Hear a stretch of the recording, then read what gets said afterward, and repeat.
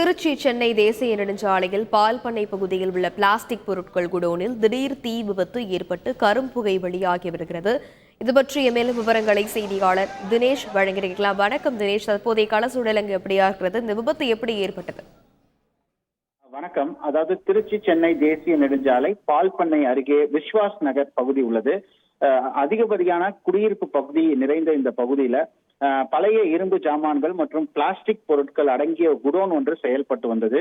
இன்று ஞாயிற்றுக்கிழமை என்பதால் விடுமுறை தினமாக இருந்த நிலையில இந்த குடோன் பூட்டி இருந்தது. இந்த நிலையில கடந்த சில நேரங்களுக்கு முன்பாக இந்த குடோனில் இருந்து மளமளவென தீ பற்றி கரும்புகை சூழ்ந்து வெளியே வந்தது. உடனடியாக அப்பகுதியில் இருந்த பொதுமக்கள் தீயணைப்பு துறையினருக்கு தகவல் தெரிவித்தனர். தகவலின் பேரில் அங்கு வந்த தீயணைப்பு துறையினர் அந்த குடோன் முழுவதுமாக பற்றி எரிந்து அதிகப்படியாக எரிந்து கொண்டிருந்த இதை தீயணைப்பு துறையினர் தற்போது போராடி அந்த தீயை அணைக்கும் முயற்சியில் தொடர்ந்து ஈடுபட்டு வருகின்றனர்.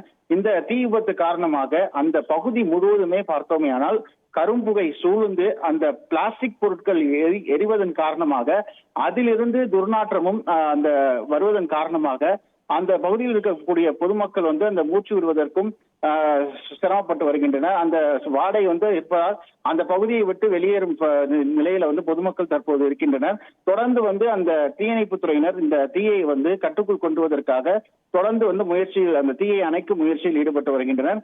இந்த விபத்து குறித்து தற்பொழுது போலீசாரும் அங்க இந்த விபத்து எதன் காரணமாக ஏற்பட்டது என்பது குறித்தான விசாரணையும் மேற்கொண்டு வருகின்றனர். இந்த தீ விபத்து காரணமாக அப்பகுதியில் வெறும் பரபரப்பான ஒரு சூழல் உருவாகியுள்ளது.